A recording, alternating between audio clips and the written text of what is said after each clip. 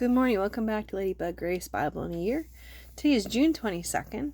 Our readings will include 1 Kings 11, Psalm 142, and Revelations 10 and 11. We'll see how things go today. Might be one video, might be two. Hey, who knows? All right, let's get started.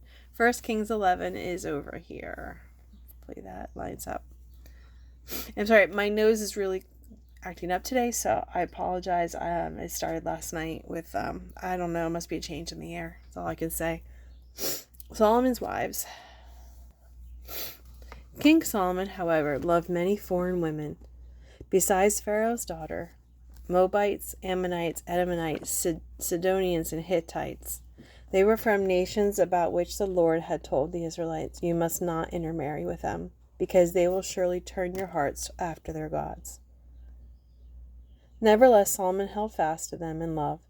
He had 700 wives. He had 700 wives of royal birth and 300 concubines, and his wives led him astray. As Solomon grew old, his wives turned his heart after other gods, and his heart was not fully devoted to the Lord his God, as our heart of David his father had been. He followed Ashtoreth, the goddess of the Sidonians, and Molech, the detestable god of the Ammonites. So Solomon did evil in the eyes of the Lord. He did not follow the Lord completely, as David his father had done. On a hill east of Jerusalem, Solomon built a high place for Shemosh, the detestable god of Moab, and for Molech, the detestable god of the Ammonites. He did the same for all his foreign wives, who burnt incense and offered sacrifices to their gods.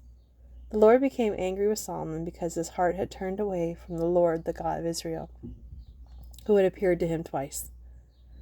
Although he had forbidden Solomon to follow other gods, Solomon did not keep the Lord's command. There we go. So the Lord said to Solomon, "Since this is your attitude, and you have not kept my covenant and my decrees which I commanded you, I will most certainly tear the kingdom away from you and give it to one of your subordinates. Nevertheless, for the sake of David your father, I will not do it during your lifetime. I will tear it out of the hand of your son. Yet I will not tear the whole kingdom from him, but will give him one tribe for the sake of David, my servant, and for the sake of Jerusalem, which I have chosen." Solomon's adversaries. Then the Lord raised up against Solomon as an adversary, Hadad the Edomite, from the royal line of Edom. Earlier, when David was fighting with Edom, Joab, the commander of the army, who had gone up to bury the dead, had struck down all the men of Edom. Joab and all the Israelites stayed there for 6 months until they had destroyed all the men in Edom. But Hadad, sorry about that, I didn't hear it, but Hadad, still a boy, fled to Egypt with some Edomite officials who had served his father. They set out from Midian and went to Paran. Then, taking people from Paran with them, they went to Egypt, to Pharaoh the king of Egypt, who gave Hadad a house in the land and provided him with food.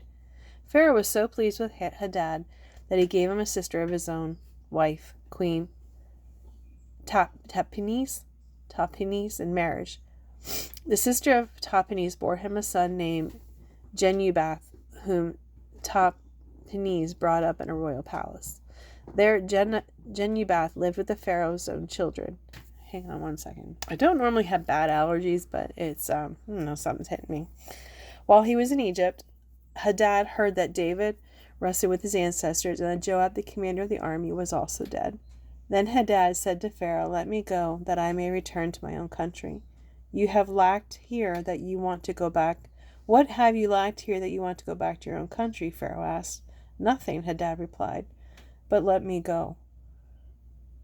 And God raised up against Solomon another adversary, Rezon, son of Eladah, who had fled from his master, Hadazer, king of Zoab, when David destroyed Zoab's army.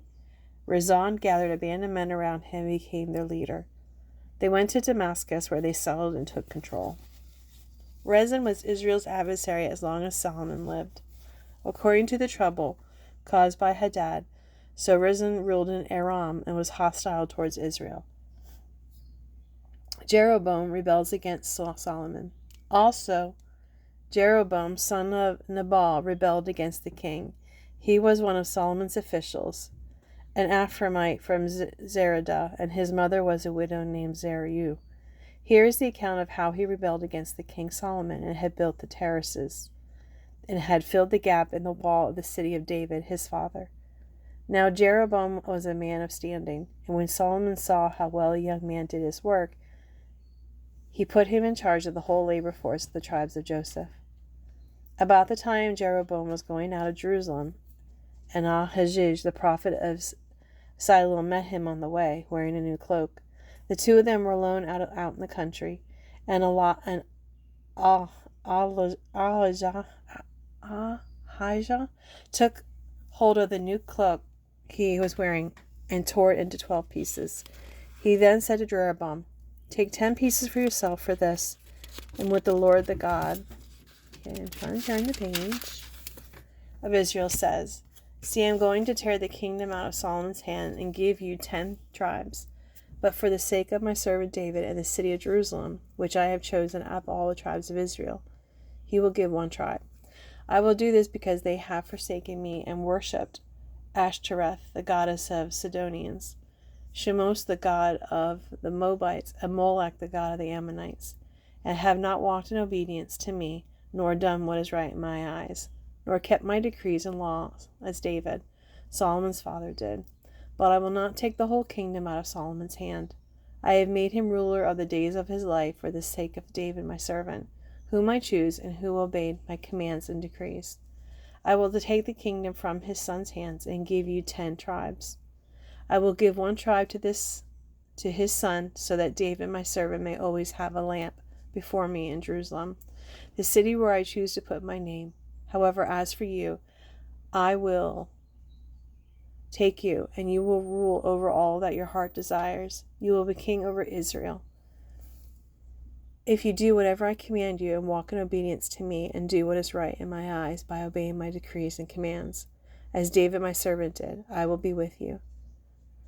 I will build you a dynasty, as enduring as the one I built for David, and I will give Israel to you. I will humble David's descendants because of this, but not forever." Solomon tried to kill Jeroboam, but Jeroboam fled to Egypt, to Shishak, and the king stayed there until Solomon's death. Solomon's death. As for the other events of Solomon's reign, all he did and the wisdom he displayed, are they not written in the book of the Annals of Solomon? Solomon reigned in Jerusalem over Israel 40 years. Then he rested with his ancestors and was buried in the city of David his father, and Rehoboam his son succeeded him as king. Alright, 8 minutes. Yeah, I can definitely do. I'm sure I can get this all in one video. Alright, let's go to Psalm 142.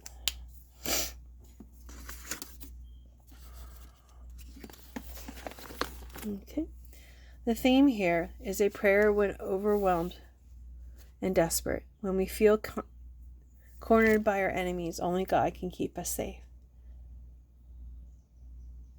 I cry aloud to the Lord. I lift up my voice to the Lord for mercy. I pour out before him my complaint. Before him I tell my trouble. When my spirit grows faint within me, it as you who watch over my way. In the path where I walk, people have hidden a snare for me. Look and see, there is no one at my right hand. No one is concerned for me. I have no refuge. No one cares for my life. I cry to you, Lord. I say, you are my refuge, my portion in the land of the living. Listen to my cry, for I am desperate need. Rescue me from those who pursue me, for they are too strong for me. Set me free from my prison, that I may praise your name, and then the righteous will gather about me, because of your goodness to me. 13. We're going to go into Revelations now. We'll start chapter 10. There we go. We're on this set. The angel and the little scroll. Then I saw another mighty angel coming down from heaven. He was robed in a cloud with a rainbow above his head. His face was like the sun, and his legs were like fiery pillars. He was holding a little scroll which lay open in his hand. He planted his right foot on the sea and his left foot on the land, and he gave a loud shout like the roar of a lion. When he shouted, the voices of the 7 thunders spoke. And when the 7 thunders spoke, I was about to write, but I heard a voice from the heavens say, Seal up what the 7 thunders have said, and do not write it down." Then the angel I had seen standing on the sea and on the land raised his right hand to heaven, and he swore by him who lives forever and ever, who created the heavens and all that is in them, the earth and all that is in it, and the sea and all that is in it, and said, "There will be no more delay. But in the days when the 7th angel is about to sound his trumpet, the mystery of God will be accomplished, just as he has announced to his servants the prophets." Then the voice that I had heard from heaven spoke to me once more. "Go take the scroll that lies open in the hand of the angel who is standing on the sea and on the land." So I went to the angel and asked him to give me the little scroll. He said to me, "Take it and eat it. It will turn your stomach sour, but in your mouth it will be sweet as honey." I took the little scroll from the angel's hand and ate it. It tasted as sweet as honey in my mouth, but when I had eaten, my stomach turned sour. Then I was told, "You must prophesy again about many people, nations, languages, and kings." Chapter 10. The 2 witnesses. I have given a reed like a measuring rod, and was told, "Go and measure the temple of God and the altar with its worshippers. But exclude the outer court. Do not measure it, because it will have been given to the Gentiles. They will trample on the holy city for 42 months, and I will appoint my 2 witnesses, and they will prophesy for 1,260 days, clothed in sackcloth. They are the 2 olive trees and the 2 lampstands, and they stand before the Lord of the earth. If anyone tries to harm them, fire comes down from their mouths and devours their enemies. This is how anyone who wants to harm them must die. They have power to shut up the heavens so that it will not rain during the time they are prophesying, and they have power to turn the waters into blood, and to strike the earth with every kind of plague as often as they want. Now when they have finished their testimony, the beast that comes up from the abyss will attack them, and overpower and kill them. Their bodies will lie in the public square of the great city, which is figuratively called Sodom in Egypt, where also their Lord was crucified. For 3.5 days some from every people, tribe, language, and nation will gaze on their bodies and refuse them burial. The inhabitants of the earth will gloat over them and will celebrate by sending each other gifts, because these 2 prophets had tormented those who live on the earth. But after the 3.5 days, the breath of life from God entered them, and they stood on their feet, and terror struck those who saw them. Then they heard a loud voice from heaven saying to them, "Come up here." And they went up to heaven in a cloud, while their enemies looked on. At that very hour there was a severe earthquake, and 1/10 of the city collapsed. 7,000 people were killed in the earthquake, and their survivors were terrified and gave glory to the God of heavens. The 2nd woe has passed. The 3rd woe is coming soon. The 7th trumpet. The 7th angel sounded his trumpet, and there were loud voices in heaven which said, "The kingdom of the world has become as kingdom of our Lord and his Messiah, and he will reign forever and ever." And the 24 elders who were seated on their thrones before God fell on their faces and worshipped God, saying, "We give thanks to you, Lord God Almighty, the one who is and who was, because you have taken your great power and have begun to reign. The nations were angry, and your wrath has come. The time has come for the judging of the dead, and for rewarding your servants and prophets. And your people will revere your name, both great and small, and for destroying those who destroy the earth." Then God's temple in heaven was opened, and within his temple was seen the ark of his covenant. And there came flashes of lightning, rumblings, pearls of thunder, an earthquake, and a severe hailstorm. Well, thank you for joining me today. I appreciate you going on this journey with me, and I'll talk to you tomorrow.